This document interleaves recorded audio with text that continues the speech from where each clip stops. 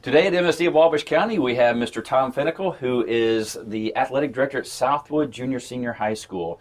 And Mr. Finicle, I first remember you when I actually was in college.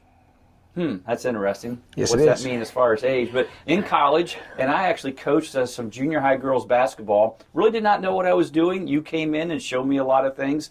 Your high energy, and that really propelled me to be not a coach. But actually, you did a great job with that.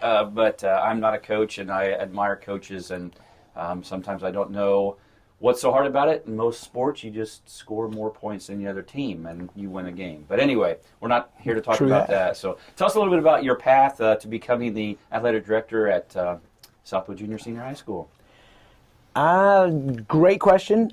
As a high school kid, this will date me a little bit, 1974, I believe, the fall of 1974, Bob Larson, God bless Bob Larson, who was the athletic director and football coach at Peru High School, said, "Hey, you want to get out of your study hall?" "Yes, sir, Mr. Larson, I do." And I became an office assistant in the athletic office at Peru High School. I remember working on contracts, not knowing a thing that I was doing, but I thought, this is kind of cool, I kind of dig this. So fast forward, I student taught at Northfield. They called me. I had gone back to Indiana State University, home of Larry Bird, among others, and I enrolled in graduate school because I was a fall student teacher, and I got a phone call from Steve Lee, who was a principal at Southwood High School at the time, and he said, "Hey, got a teaching job for you." And I said, "August what?" He goes, "Monday morning." This is a Friday, and I said, "Can you give me an hour to think about it?" He goes, "You can have 2." So that's what I vividly remember about Steve Lee's conversation. So I made some phone calls. I got out of my classes. I got out of my apartment lease, and I came to Southwood in January. And 6.5 years in the classroom, and the athletic director's job opened up, and I was coaching 4 sports at the time. I was coaching a fall sport, junior high boys basketball and varsity wrestling, assistant in the wintertime. In the spring sport, I did baseball, did track, and I thought, there's no job guy leading this. I can do this because I've done most of this other stuff. So I applied, several processes took place, and I became that guy, and that was 32 years ago. Amazing. I didn't know all those other stories, so it's good to know, and people out there in the audience that don't know all the history behind that. So thank you for that. So this has been a very unusual year. Obviously, last year was a very unusual end of the year. So we have concluded with the fall sports, starting the winter sports now. Tell us a little bit about some of the successes of the fall sports, and then what is going on with the winter sports and how the athletes are doing.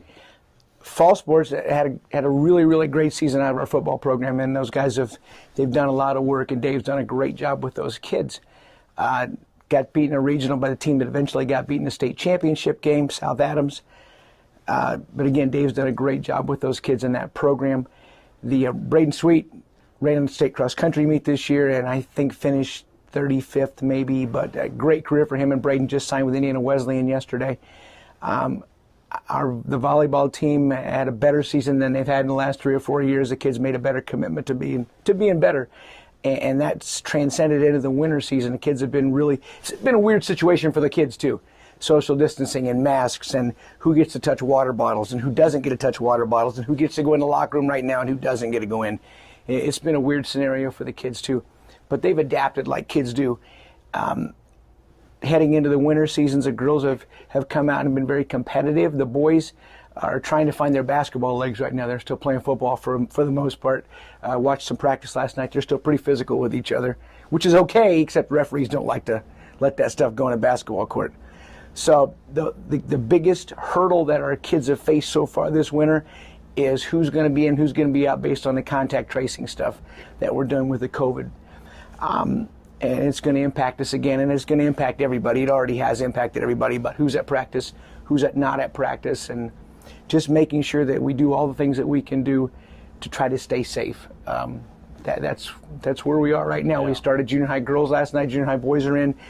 7th grade boys are back in after being quarantined for a 2-week period, and it's a revolving door right now. Yeah.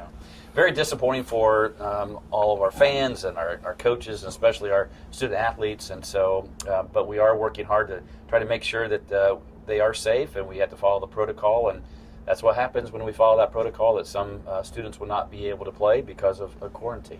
And it's just, like you said, Mike, the worst part I think is too for our fans. So we've had some very, very dedicated fans at Southwood. I mean, some of those people have been coming to games since I was first there. And it's hard to tell those people they can't come to games because we're at a 2 vouchers per player limitation. But it is what it is right now. And sun's going to come back up again sometime for us. I know it is. Exactly. We're going to be coming back here in just a little bit and talk to Coach Finicle. And we did say not athletic director, but Coach Finicle. Welcome back, and here we are with Mr. Finicle, and at this time we're going to talk more, not about the athletic director position, but as a coach. So Coach Finicle, tell us a little bit about maybe 1 or 2 of your favorite memories that you've had over the years here at Southwood Junior Senior High School. Great question. And as a coach, I've gotten to coach lots of things and seen lots of kids in various scenarios, and it's to me, the greatest experiences that I can recall are kind of like in the classroom. For me, they're a lot like in the classroom, and I love grammar. Loved grammar as an English teacher. Thought that was great stuff, because things fit places here, and if you know what you're doing, you know where it goes, then you'll do the right thing with it. But that always loved watching the light go off on a kid when I get it now, man, I understand that. I always thought that was the coolest thing. Same thing athletically.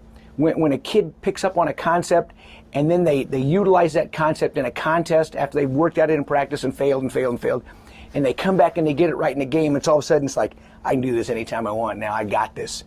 And that's a great thing for me, and I can put lots of kids in those scenarios, but that whole concept piece of I can do this, I can accomplish this, is what's really cool for me as a coach and as the athletic director too.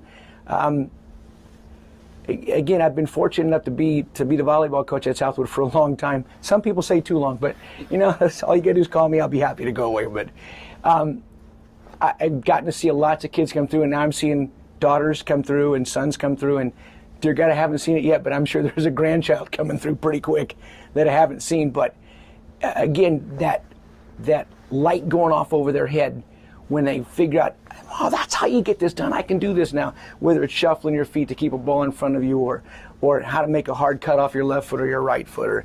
It's just those different things are really cool to me, and watching that happen with kids, that transformation is pretty cool.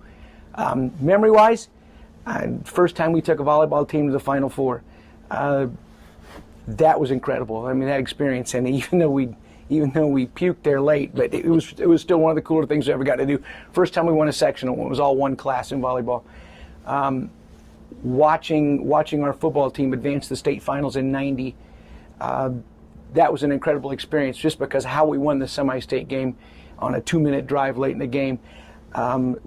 Remembering those old poles that used to sit on the football field basically, and Coach Preston in the crow's nest over midfield on an angled slant pole yelling at people, get White back or get somebody back. And just those are the things that just stick out in my head right now. Okay. Going back to what you talked about as far as volleyball, you're really building a lot of confidence with students and student athletes, so it's interesting to hear how you said that light bulb goes off. And the light bulb goes off, but then also they gain confidence with that, and then they can continue on with that. And so as we talk about student athletes, in your perspective, what is important about being a student athlete, being able to be involved in school and doing those different things for life experiences also? We talk a lot about now, or I talk a lot about now, especially with the volleyball kids, because that's my close group. Life is not a game of Nintendo or Xbox where you get to hit a reset and start all over completely. You're going to get knocked down and you're going to fail, but you're going to have to get back up again. That doesn't mean start over. It means pick up where you were on the spot. I think learning how to fail and how to recover is huge for the development of a person. I think time management skills are incredible. Some kids, they just want to go home after school and sit around and let mommy cook dinner for them, and that's not the reality of how they're going to have to live their lives. Going to practice for 2.5 hours after school, and then showering and going home and having dinner, and then managing your homework and making sure you get all that stuff done. Those time management things are vital to success, I think, later on in life. Being able to communicate with people that don't necessarily like. I mean, everybody's got kids on their team that they don't want to hang out with, and being able to play with those kids and understand that kid beside me. I may not want to hang out with that kid beside me, but that kid's my teammate, and therefore I've got to be able to communicate is big. So again, time management, learning to recover from failure, communication things, I think are all things that sometimes we lack because of the cell phone, and we hide our faces and we put our faces in the cell phone, and we lose some of those things. But I think in a practice scenario or in a game situation, student athletics, those things become really, really big and pivotal in the development of kids. And that's great. You talk about a lot of philosophy. I know that there was an employer here in Wabash that talked to me about, what they wanted to see in an employer. And one thing was when they looked at an application and looked at their resume, what did they do in high school? What did they do in college? And it's just like you said, time management. If they did only school, they may still receive the job, but also if they were doing other things, they knew that they could maintain and be able to navigate all that time management because of all the extracurricular, not just athletics, but also all the other things that we do with fine arts and different things like that. So you should write a book on that. Did a great job. So. But Mike, and if I can add on to that, you're exactly right. The kids that are your focal point athletes are also your lead singers in the choir of the school play, or they're in student congress, or they're the guys that are on the prom development committee. It's those kids push themselves or get pushed to the front of the list, and they absorb more and more things to do, and those kids, they become very well versed in doing lots of things. And it's cool to watch those kids, again, manage their time, because they're usually, they're A students or AB students, and they're doing 10 other things besides just going home and hitting their thumbs on an Xbox. Mm-hmm. Yeah. So again, just want to thank you for your time today. Thank you for your dedication for all of the students and the staff and the community at Southwood Jr. Senior High School. And as always at MSD of Wabash County, dream big and work hard.